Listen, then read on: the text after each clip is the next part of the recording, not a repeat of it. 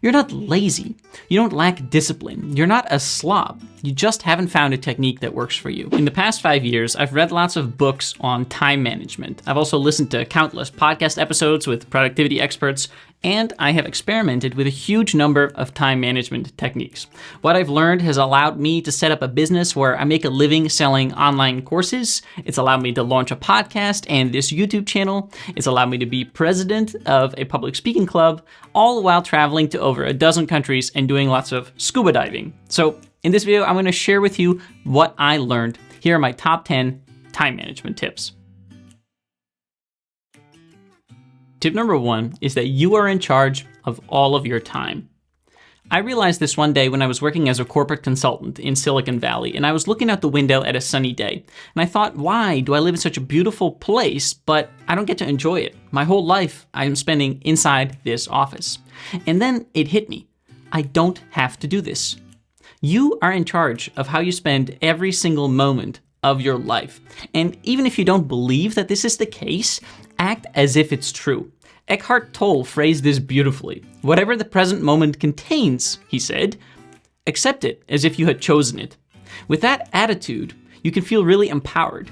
Don't say, I don't have the time. That's a really disempowering narrative. Instead say, hey, I'm choosing to spend my time this way. So if you're not spending your days, weeks, months, or years in the way that you like, choose to spend your time differently. Tip number 2 is to go beyond setting goals. At the end of every year, people talk about New Year's resolutions, and that's fantastic. I wish more people took the time to set goals. But don't just stop there. If you stop there, you'll very likely have another year of just coasting along and not achieving what it is that you want to achieve. The absolutely crucial thing that you have to do is identify what you're going to do about it. How are you going to achieve your goals? More specifically, what are the action steps that you're going to take? I write this down in a very simple note in whatever notes app, or you can do this on paper. I make a list of my goals, and for each of my goals, I just write 1, 2, 3, 4, maybe 5 specific action steps that I'm going to take to actually make sure that I'll achieve this goal. So it doesn't just stay a dream, but becomes reality. Tip number 3 is to use deep work days. Deep work is the most valuable work that you do, the work that really requires you to focus. So for me, that's planning and recording YouTube videos. For you, it might be preparing for sales meetings, designing websites, or writing legal briefs. Whatever it is, it requires you to focus, and it's the thing that gets you the results that you get paid for or that matter to you. So I do this by setting aside Mondays and Thursdays just to work on YouTube. I don't meet friends, I don't go to the gym, I don't run errands. These days I purely focus on YouTube so I can really get into the zone and focus. That doesn't mean I don't work on YouTube on any other days. For example, I'm recording this on a Friday. It means at the very least 2 days out of the week go to what's most important to me right now, at least in terms of work. And on other days, I make sure that I do things like lifting, meeting friends, doing a group meditation, going to my public speaking club, and all kinds of things. And I just make a little schedule that is a rough approach for how I'm going to do my week. Now, this doesn't just work if, like me, you work for yourself. Just a few months ago, I was talking to a friend who has a corporate job, and she proposed to her boss, let's make every single Tuesday a meeting-free day. Her boss agreed, they tried it, and now she's so much more productive, to the point where she's about to propose to have a second meeting-free day a week, and she's pretty sure her boss will agree because everybody's been getting a lot more done. Tip number 4 is to use a good to-do app. Your brain is not a great place for remembering everything that you need to do in every single part of your life. It's easy to forget even really important things, so you want to write them all down. The way to do that is to use a task manager. Now, there's a difference between task management and time management. Task management is writing down what you want to do and organizing all of that. Time management is asking yourself when you're going to do it. But it doesn't make any sense to focus on when you're going to do things before you know what you want to work on, what your priorities are. So by using a good task manager, you can make sure that you're working on the right things, and then you'll almost automatically be using your time efficiently. Now, if you need some help figuring out which task manager is right for you, I have a free mini course on that called Choosing the Right Task Manager for You. The link to that is in the description below the video.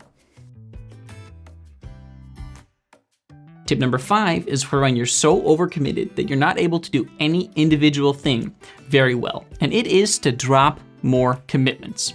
So let me give you an example. At the start of the year, I wanted to do 3 things. I wanted to use a paper planner only for a while. For years, I've been teaching people how to use digital task managers, so it seemed like a fun experiment to me to see what might happen. I also wanted to launch an entire new course on using your time efficiently. And I finally wanted to put proper effort into YouTube, no longer half-assing my videos, but give it a real go. So what happened? I failed at all 3 of those things. Using only the paper planner was really stressful, and I hated it, and I abandoned this experiment very, very quickly. I started working on the new course, but I found it very difficult to really get into it because my attention was so divided, so I ended up giving up on that. And I decided, you know what, I'm only going to focus on YouTube for now. When I started focusing on YouTube only, and I put in a lot of effort into my videos, I started to see much more success. And in particular, one video that I put a lot of effort into now has almost 500,000 views. What did I learn? Don't try to do everything at once. Drop more commitments until you can do all the ones that remain really, really well.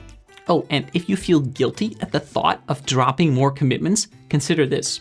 You're going to feel a lot more proud of yourself doing 1 or 2 things really well than doing 10 things in a really mediocre way. So you're actually going to feel less guilty doing fewer things. Tip number 6 is to be difficult to reach. Whatever your line of work is, doing a great job requires you to focus.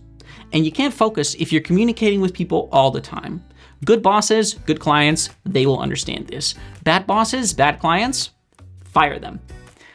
This is going to require some precedent setting. This is going to require you to articulate your boundaries. That may be uncomfortable a little bit initially, but soon people will understand and they'll leave you alone more and more. Here are some ways you can do this. You can start by closing Slack, turning on Do Not Disturb, all the simple things. But also don't watch your email inbox like a hawk. You can check your email inbox a couple of times a day just to make sure that you reply to urgent emails quickly. But other emails, just batch process them, maybe once a day or once every few days. If you're feeling guilty at the thought of this, if you're feeling guilty thinking, oh, how can I not be available 24/7? Consider this. Even just 20 years ago, nobody was available round the clock. And society worked just fine. People got their stuff done. So you can do it too. Tip number 7 is to ask questions up front.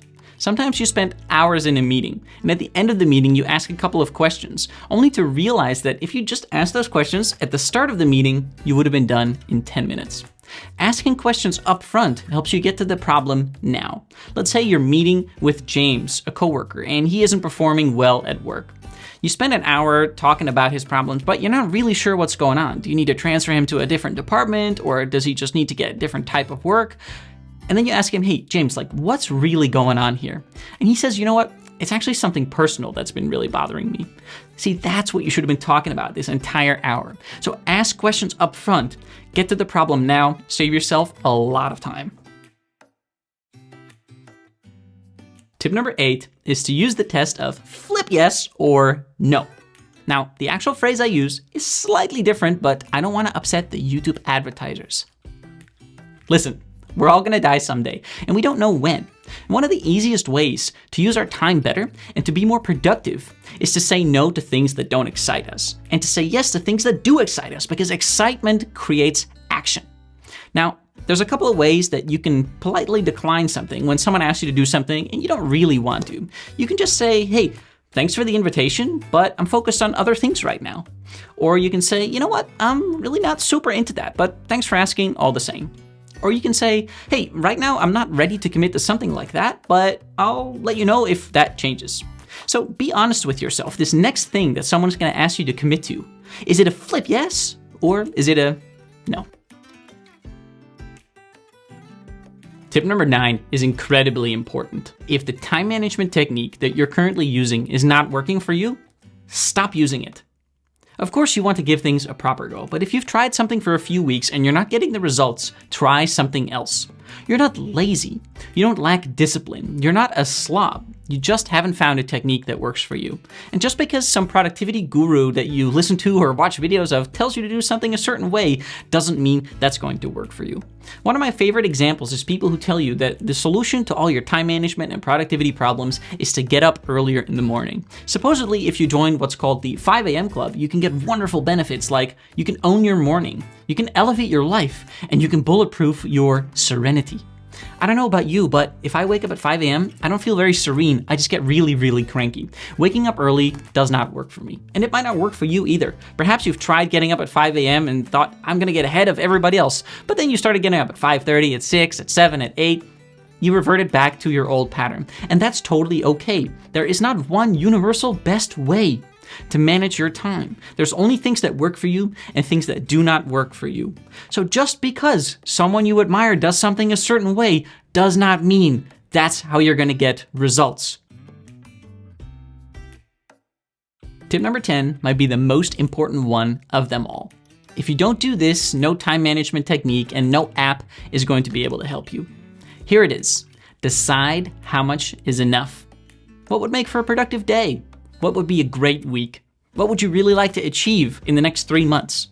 If you don't do this, you're always going to feel like you could have and you should have done more. And here's a tip. Define enough in terms of your effort, not outcomes.